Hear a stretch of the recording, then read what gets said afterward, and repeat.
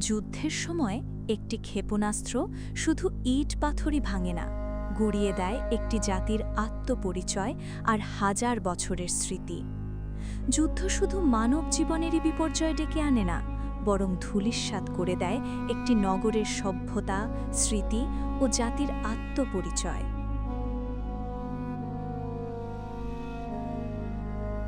Israel, America ও ইরানের সাম্প্রতিক সংঘাতে ক্ষতিগ্রস্ত হয়েছে ইরানের গুলেস্তান প্রাসাদ, নকশ-ই-জাহান চত্বর, চেহেল সেতুন এবং ইস্ফাহানের জামে মসজিদের মতো ঐতিহ্যবাহী স্থাপনাগুলি, যার সবই ছিল ইউনেস্কো ঐতিহ্যবাহী স্থাপনার অন্তর্ভুক্ত। ইউনেস্কো এ নিয়ে কেবল উদ্বেগ প্রকাশ করেনি, তারা ক্ষতিও নিশ্চিত করেছে। এই স্থাপনার অনেকগুলোই ইউনেস্কোর ১৯৫৪ সালের হেগ কনভেনশন অনুযায়ী সুরক্ষিত সাংস্কৃতিক ঐতিহ্যের চিহ্ন নীল প্রতীক বা ব্লু শিল্ড দিয়ে চিহ্নিত ছিল। এর অর্থ যুদ্ধকালেও এগুলোকে লক্ষ্যবস্তু করা যাবে না। আন্তর্জাতিক মানবিক আইন অনুযায়ী যদি কোনো ঐতিহাসিক স্থাপনাকে ইচ্ছাকৃতভাবে লক্ষ্য করে হামলা চালানো হয়, তাহলে সেটি সরাসরি যুদ্ধাপরাধের আওতায় পড়তে পারে।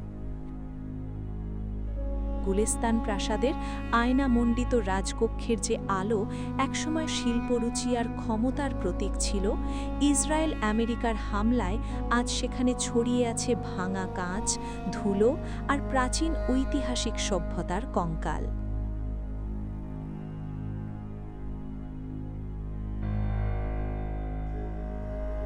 ইস্ফাহানের নকশ-ই-জাহান চত্বর ছিল নগর নকশা, ব্যবসা, ধর্ম, রাজনীতি ও জনজীবনের এক অনন্য ভারসাম্যে। অথচ সেই চত্বরও আজ ক্ষতির চিহ্ন বহন করছে। এই ধ্বংসকে কি শুধুমাত্র ভবনের ক্ষয়ক্ষতি বললেই ঠিক হবে? সবচেয়ে বেদনাদায়ক সত্য হল, ইতিহাসের প্রামাণিক সময় পুনর্গঠন করা যায় না। ৪০০ বছরের রঙের স্তর, হাজার বছরের ব্যবহার, অসংখ্য প্রজন্মের স্মৃতি, স্পর্শ, প্রার্থনা, পদচিহ্ন, এসব একবার হারালে সেগুলো আর ফিরে আসে না। এ যুদ্ধে ইতিহাসের শরীরে যে ক্ষতচিহ্ন পড়ল, সেটি থেকে যাবে শতাব্দীর পর শতাব্দী।